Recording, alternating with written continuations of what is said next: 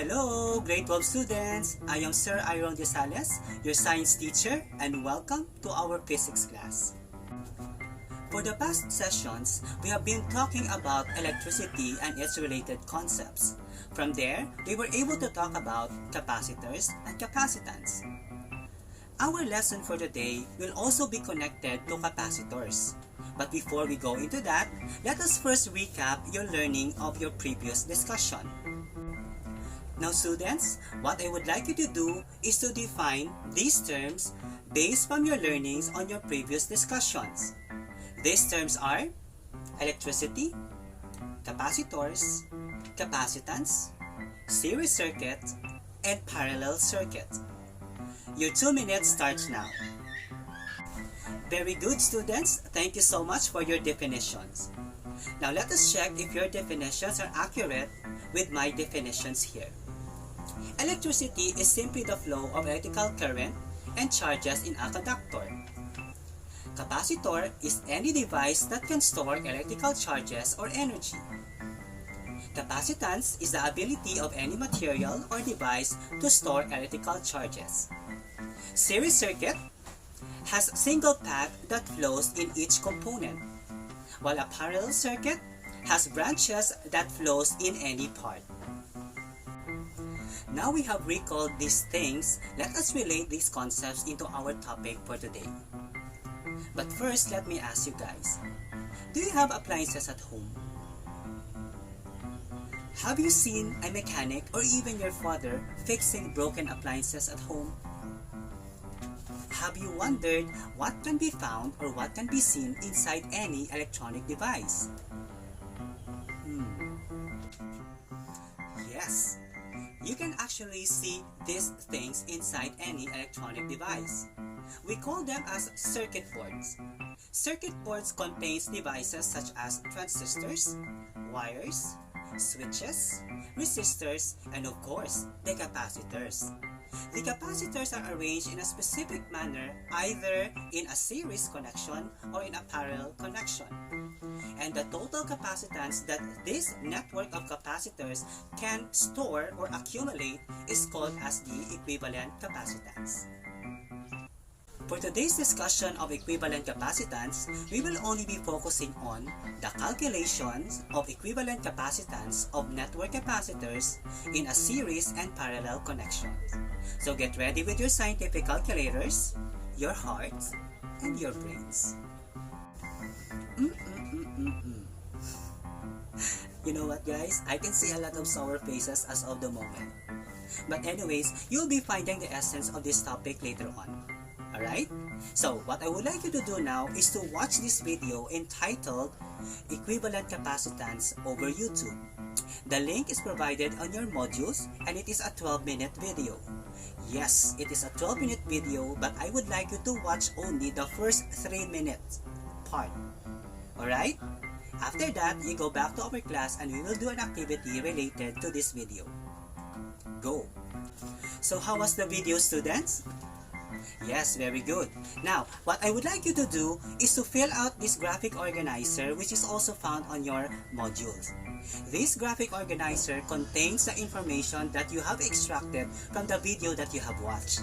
This information includes the two types of connection, series and parallel, and then the equations, the rules, and examples coming from the video. I will give you 3 minutes to work on this individually, and after that, we're going to process it through our discussion. Let us now discuss the equivalent capacitance of network capacitors arranged in a parallel connection. Supposing we have 3 capacitors C1, C2, and C3 arranged in a parallel connection.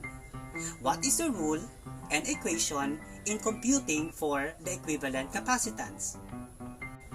Based on the video, if capacitors are arranged in parallel connection, the equivalent capacitance is simply the sum of the individual capacitances of network capacitors. Thus, CEQ is equal to C1 plus C2 plus C3, so on and so forth. The unit of equivalent capacitance, by the way, is in terms of microfarads or farads. Now let us consider this example. Three capacitors of 12 microfarads, 20 microfarads, and 30 microfarads are arranged in a parallel connection. What is its equivalent capacitance? Based on the rule and the equation, CEQ is equal to C1 plus C2 plus C3. Thus, 12 plus 20 plus 30, it will give you 62 microfarads. Let us now proceed to the equivalent capacitance of network capacitors arranged in a series connection.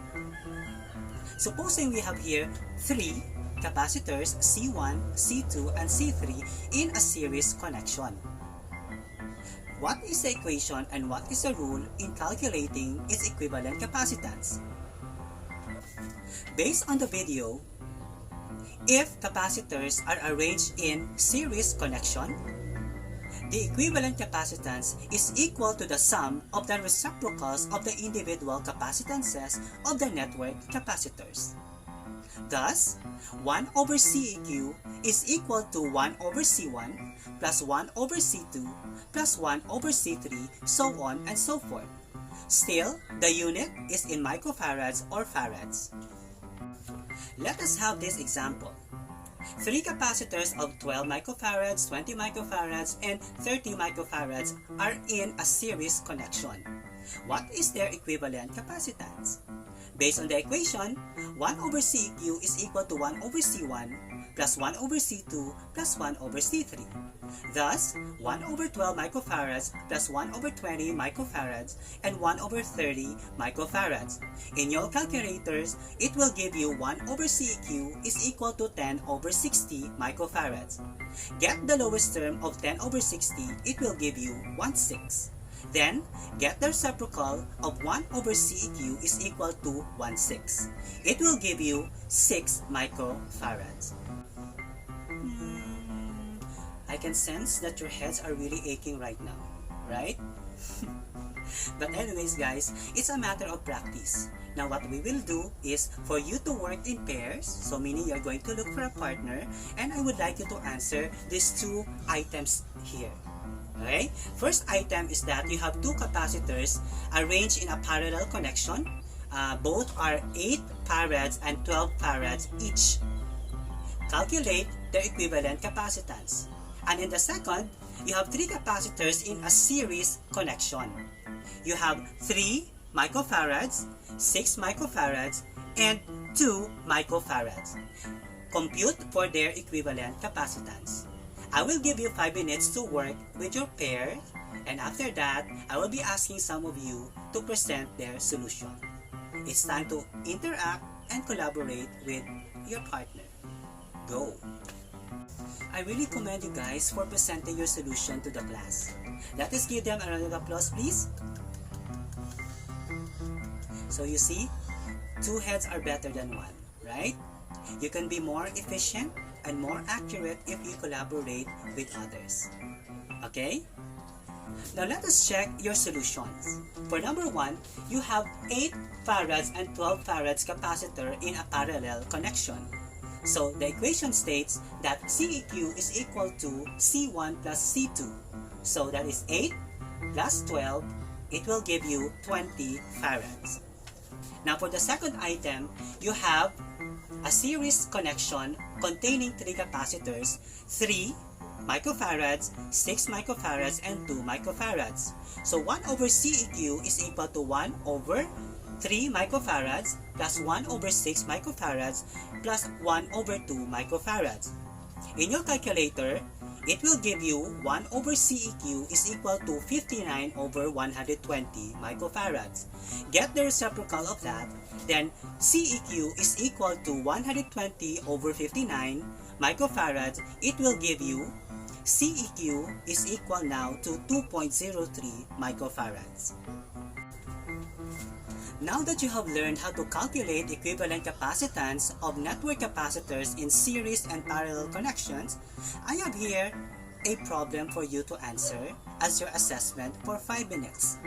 The problem states, you are making a circuit board for an electronic device containing 3 capacitors, 4 microfarads, 11 microfarads, and 20 microfarads.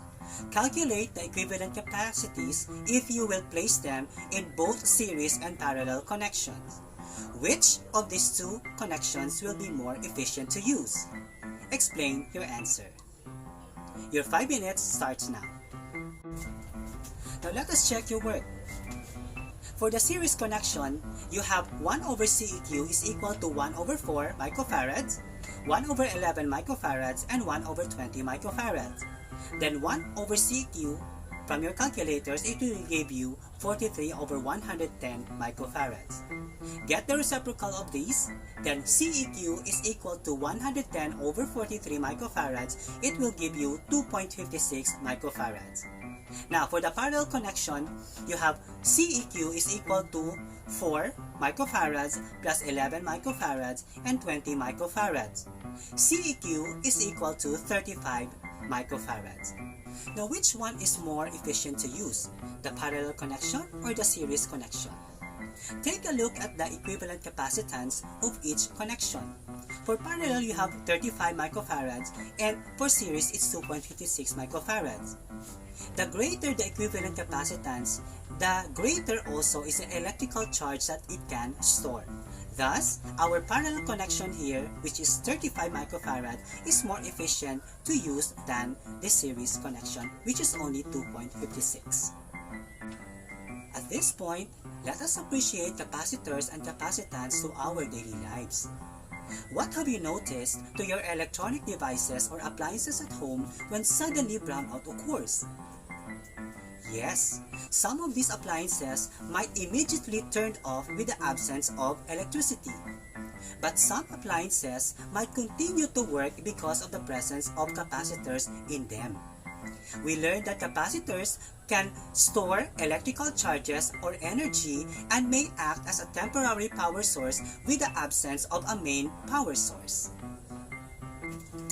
Are there any questions, clarifications, and concerns, students? If there are none, then I would like you to answer this challenge problem as your assignment. This is found on your module, and I want you to watch the remaining part of the video that you have watched a while ago entitled Equivalent Capacitance. Be able to answer the questions stated, and we are going to check your answers in our next meeting. So till then, once again, I am Sir Iron De Sales, your science teacher, and thank you for attending your physics class today. Bye!